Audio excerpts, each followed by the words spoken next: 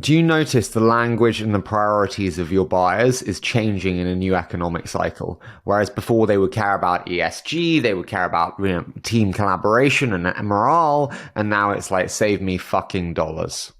Yeah, it's interesting, and I think like in any cycle like this, and who knows how long it works, but we saw it in 2008, 2009, so we've all been to this before. Absolutely, they want to do more with less. Cost matters, efficiency matters, and I think like this is when you're going to get more financial buyers as part of the process. If you haven't organized your story around these new evolving priorities, shame on you, because their priorities have shifted. Your messaging and your value prop should absolutely be shifting in alignment with them, or you're going to be irrelevant, and that's your fault. I totally agree with you. The other question I have to ask, kind of given the very influx times, is really planning and forecasting. Who fucking knows? That's why VCs aren't investing. It's because no one wants to catch a falling knife. As a sales leader today, and I know it's very different for different segments, different go-to-market motions, but just for you, how do you think about forecasting? Where it's like, I don't know, there might be war, there might be hyperinflation. Biden might remember the day of the week, might not. England may have a new prime minister tomorrow. How do you plan with such uncertainty? I think there's three pieces.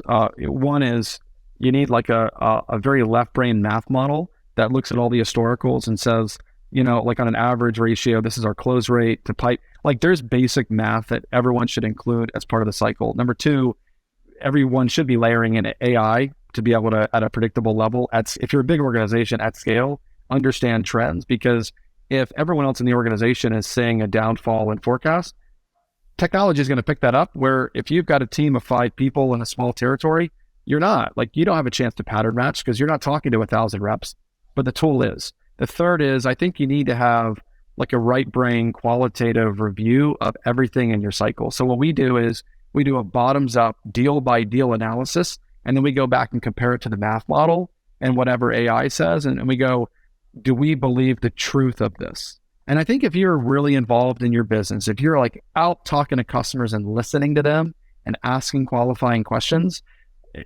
I think between those 3 or 4 dynamics, you should be able to call your business. But I think when you look at the Wall Street Journal, you can tell when there's going to be more cost pressures. So like we spend a lot more time forecasting and like truing up and doing like checks and balances now, as you should in this cycle.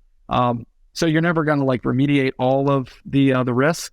But I tell you what you can do is you can microwave it a little bit and take it out of the cycle and have a more predictable forecast.